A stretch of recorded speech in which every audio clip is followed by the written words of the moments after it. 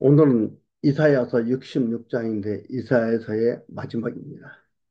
동그라미 세 번째, 심판과 회복을 예언합니다. 이런 걸 보면서 여러분 성경이란 언약과 성취가 아니고서는 해석이 불가능합니다. 부분적 해석은 있어도 그 해석이 일관성이 있고 통일성이 있는 해석이 되지를 못한다 이 말이에요. 상황에 따라서, 시간에 따라서 이렇게 했다, 저렇게 했다, 변해간다 이 말입니다.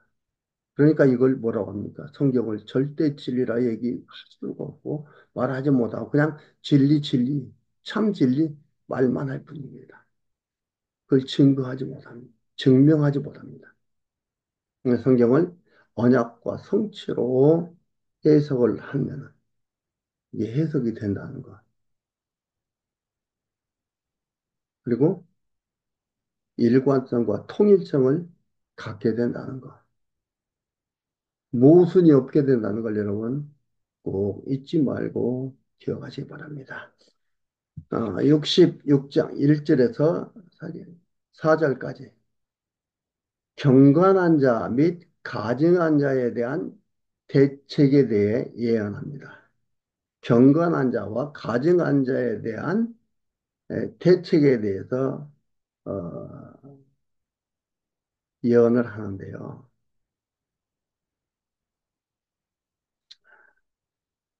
어, 여기 보면은 여호와께서 이같이 말씀하시되 하늘은 나의 보좌요 땅은 나의 발등상이니 너희가 나를 위하여 무슨 집을 지을고 나의 안식할 처소가 어디야. 나 여호와가 말하노라 나의 손이 이 모든 것을 지어서 다 이루었느니라. 무릇 마음이 가난하고 심령에 통회하며 나의 말을 인하여 떠는 자 그 사람은 내가 권고하려니와. 이 말이 뭐냐면은 여호와 하나님을 의지하는 자를 얘기합니다. 여호와 하나님을 의지하는 자 권고하려니와. 이것은 뭐 하나님께서 바라보게 된다 이 말이에요. 하나님 의지하는 자다 이게 바라보게 되네. 소를 잡아 드리는 것은 살인함과 다름이 없고 어린 양으로 제사를 드리는 것은 개의 목을 꺾음과 다름이 없으며 드리는 예물은 돼지의 피와 다름이 없고 분향하는 것은 우상을 어, 찬송함과 다름이 없이 하는 그들은 자기의 길을 택하며 그들의 마음은 가증한 것을 기뻐한즉 나도 유혹을 그들에게 택하여 주며.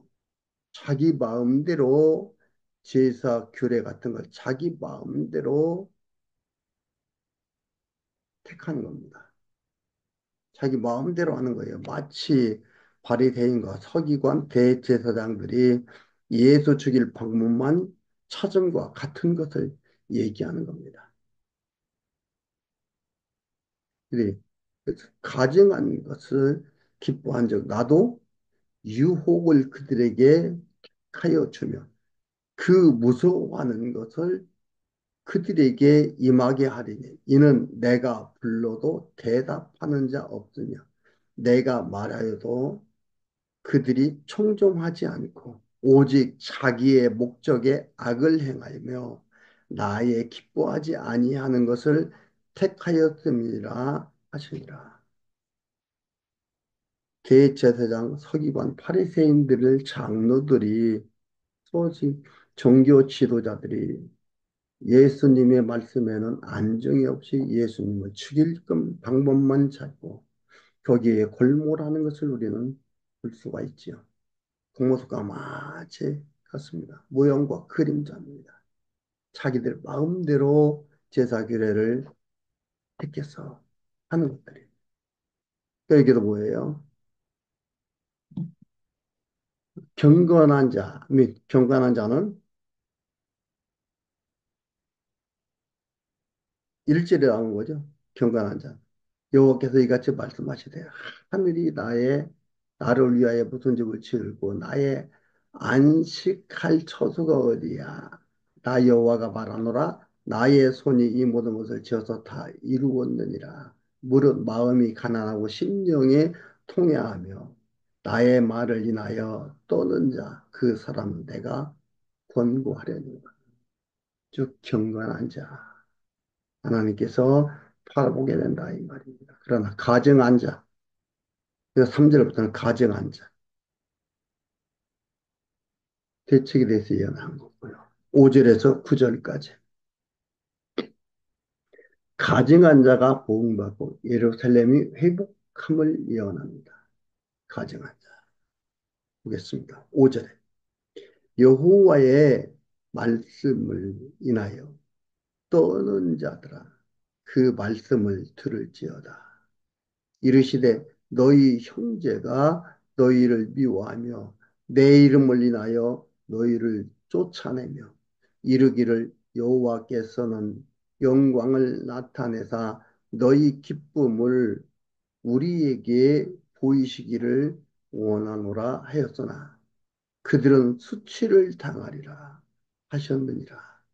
투어나가는 소리가 성읍에서부터 오며 목소리가 성전에부터 들리리니.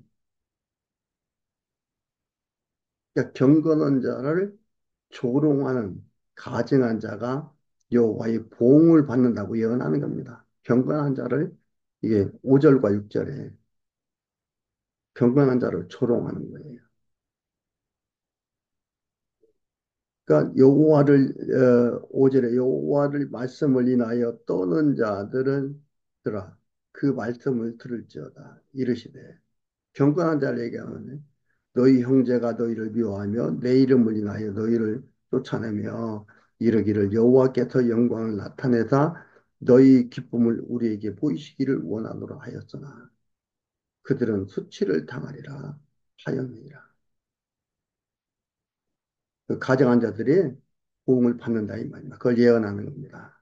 호나온들이가 성읍에서부터 오며 목소리가 성전에서부터 들리리니 이는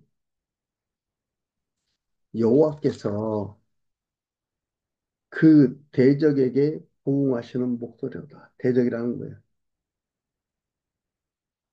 대적이라는 것은 형제 중에서 경건한 자, 에, 비워서 내쫓은 자를 말합니다. 경건한 자를 미워서 내쫓는 자, 형제 중에. 그걸 갖다 대적이라고 합니다. 내 포옹하시도다. 그래서 경건한 자 및 가증한 자에 대한 대책에 대해서 예언했고 5절에서 9절까지 가증한 자가 보응을 받고 예루살렘이 회복함을 예언합니다. 경건한 것을 얘기하는 거죠. 가증한 자하고 예루살렘은 경건한 것을 얘기하는 겁니다. 시온은 구로하기 전에 생산하며 고통을 당하기 전에 남자를 낳았으니 이런 일을 들은 자가 누구이며 이러한 일을 본 자가 누구며 나라가 어찌 하루에 생기겠으며 민족이 어찌 순식간에 나겠느냐. 그러나 시온은 구로하는 즉시 그 자민을 순산하였도다. 여호와께서 가라사대 내가 임산케 하였은즉 해산케 아니하겠느냐. 네 하나님이 가라사대 나는 해산케 하는 자인즉 어찌 태를 닫겠느냐 하시니라.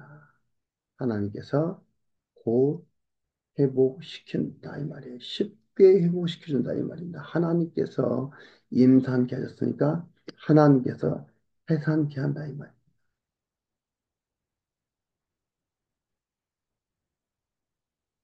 예루살렘이 텅텅 비고 예루살렘이 텅텅 비고 사람이 살 수 없는 땅으로 되어졌지만 황폐해졌지만 그러나 나라가 순식간에 세워진다는 것을 얘기하고 있습니다. 아주 망하는 것이 아니다 이 말이죠. 순식간에 세워진다 이 말이죠.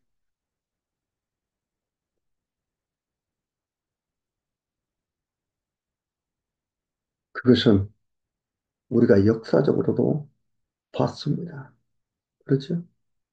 이스라엘이 디아스포라로 나라 없이 떳떳이 삶을 살아가게 되죠. 그러나 1948년 독립과 함께 나라가 형성이 되고 지금도 조그마한 우리나라 강원도 땅만한 나라를 가지고 있지만 주체성이 없는 나라였으나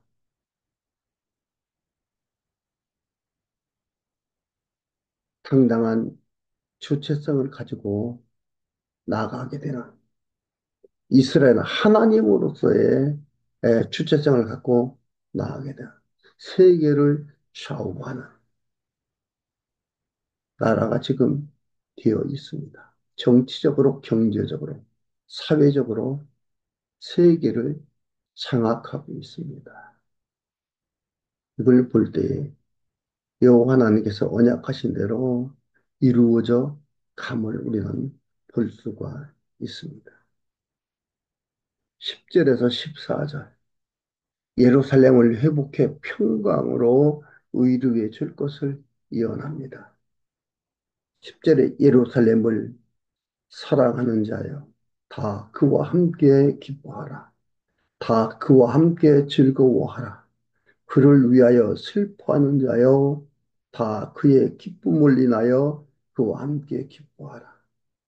너희가 젖을 빠는 것 같이 그 의로하는 품에서 만족하겠고 젖을 넉넉히 빤 것 같이 그 영광의 풍성함을 인하여 즐거워하리라. 평강의 가장 적절한 표현입니다. 11절, 12절. 아이가 배고프면 울다가요. 엄마의 젖을 빨고 빨면서 어떻게 됩니까? 콜콜 잡니다. 가장 평화로운 모습입니다.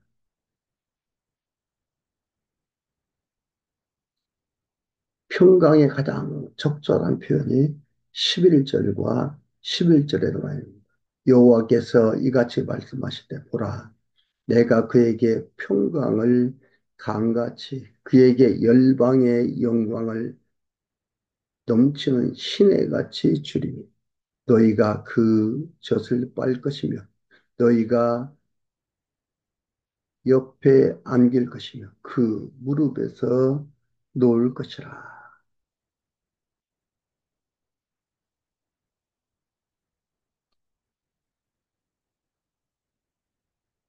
여러분, 놀라운 거 아닙니까?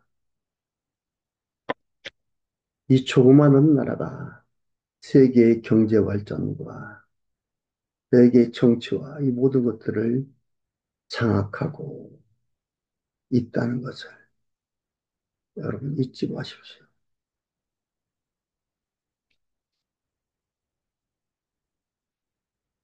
13절 어미가 자식을 위로함 같이 내가 너희를 위로할 것인지 너희가 예루살렘에서 위로를 받으리니 너희가 이를 보고 마음이 기뻐서 너희 뼈가 연한 풀에 무성함 같으니 여호와의 손은 그 종들에게 나타나요. 그의 진노는 그 원수에게 더하리라.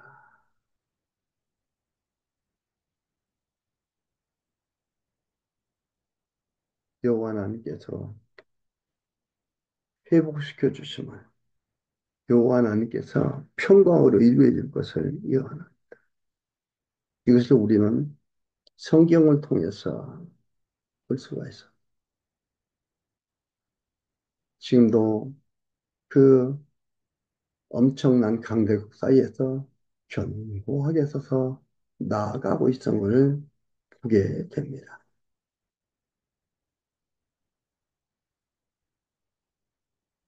그래서 건강이라는 것이 여기 보면 건강이라는 꾸중과 기쁨, 칭찬이 있습니다.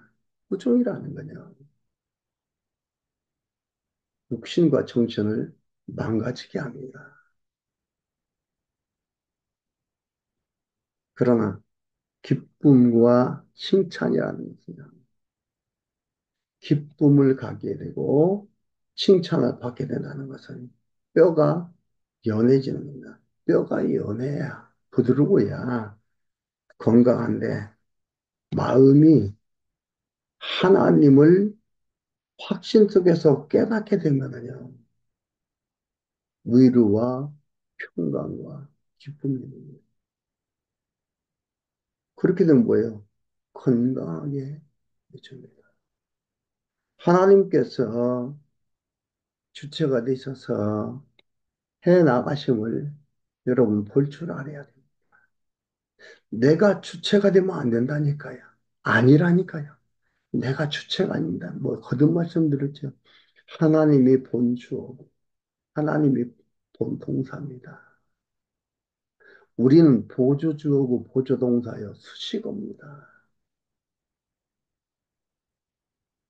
그것을 잊지 않아야 됩니다.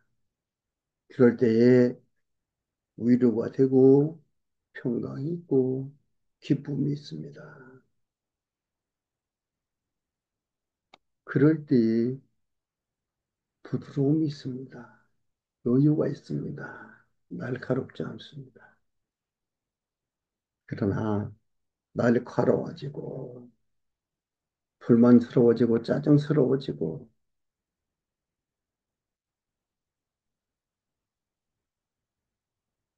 외로워지고 이러면 어떻게 됩니까? 육신과 정신이 망가집니다. 판단력이 흐려집니다. 제대로 판단할 수가 없습니다. 15절에서 21절 영광을 보고 열방의 전함으로 예물을 드린다고 예언합니다. 예물을 드려라가 아니죠. 영광을 보고 열방의 전함으로 예물을 드리는 거예요. 예물 드리는 게 조건이 아니에요.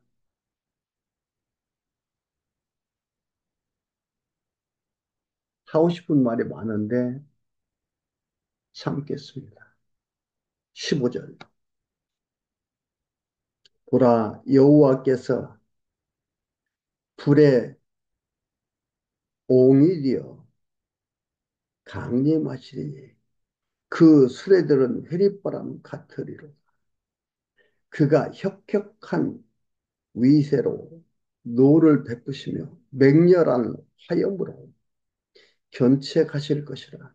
여호와께서 불과 칼로 모든 혈육에게 심판을 베푸신 자 여호와께 살육당할 자가 많으리니 스스로 거룩히 구별하며 스스로 정결케 하고 동산에 들어가서 그 가운데 있는 자를 따라 돼지고기와 가증한 물건과 쥐를 먹는 자가 다 함께 망하리라. 여호와의 말씀이니라. 이 뭐예요? 가증한 자들, 가증한 자들. 이들 얘기합니다.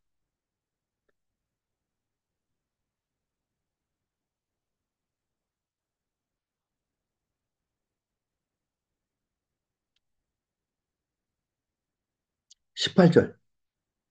여기에 뭐냐면, 18절에 왜냐하면 그래서 접독사가 빠져 있습니다. 그래서 왜냐하면 내가 그들의 소위와 사상을 아노라.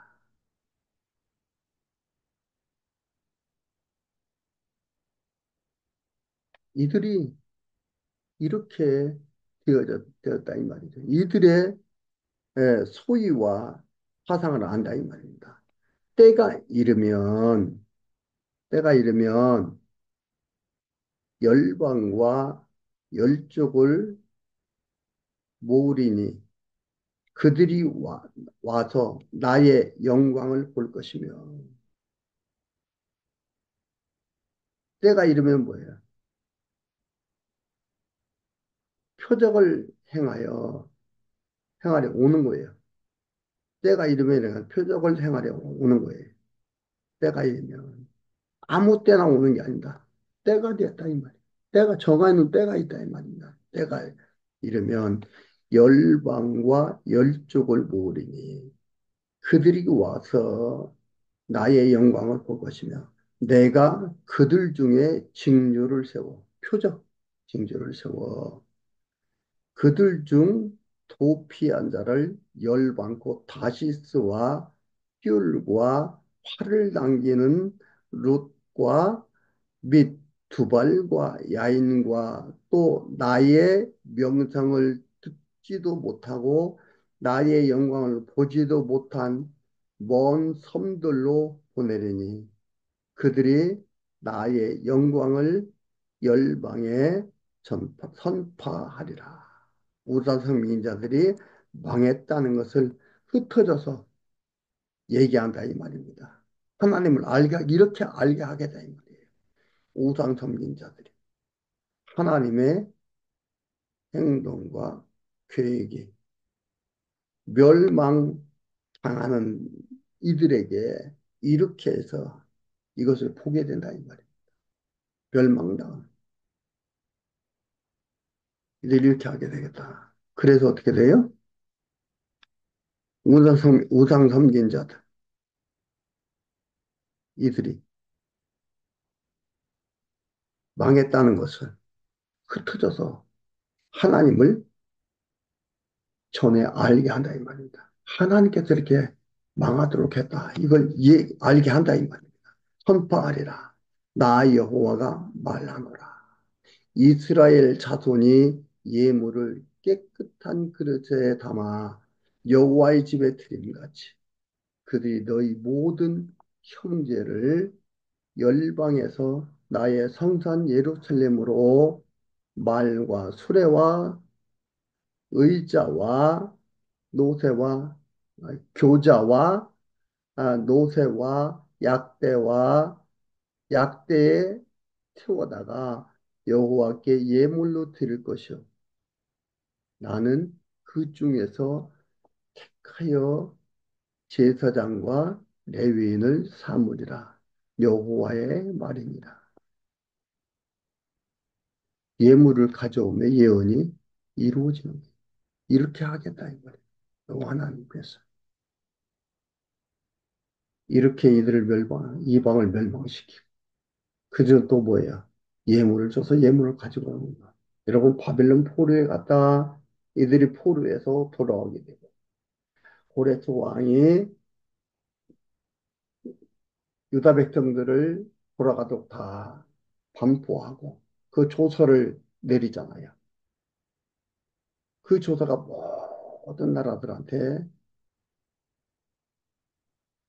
전달되게 되고 그것을 다 알리게 됩니다.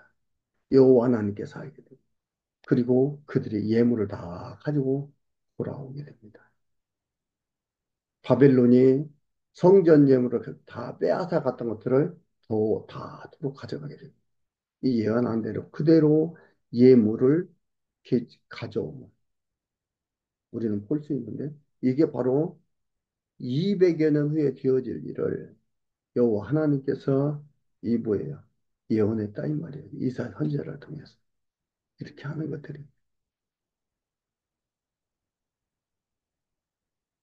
나를 선택하고 나를 부르신 하나님께서 이렇게 하시는구나 알 수가 있죠. 이 세계 우주 공간을 장악하고 계시구나. 그 무엇 하나 자기 의도대로 하는 게 아니고 여호와 하나님의 계획대로 이 역사는 되어져 가고 있고 그게 여러분 평강과 기쁨이 있어야 돼요. 확신이 있어야 돼요. 스트레스 받지 말아야 돼요. 왜 받아요? 왜 외로워요?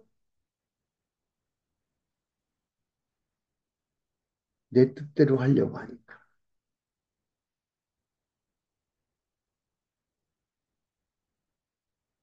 그럼 하나님의 뜻이 뭡니까? 하나님의 뜻을 모르는데 어떻게 우리 하나님의 뜻을 따라합니까? 하나님께서 우리를 당신의 뜻을 이루어 가기 위해서 우리 인도에 가요.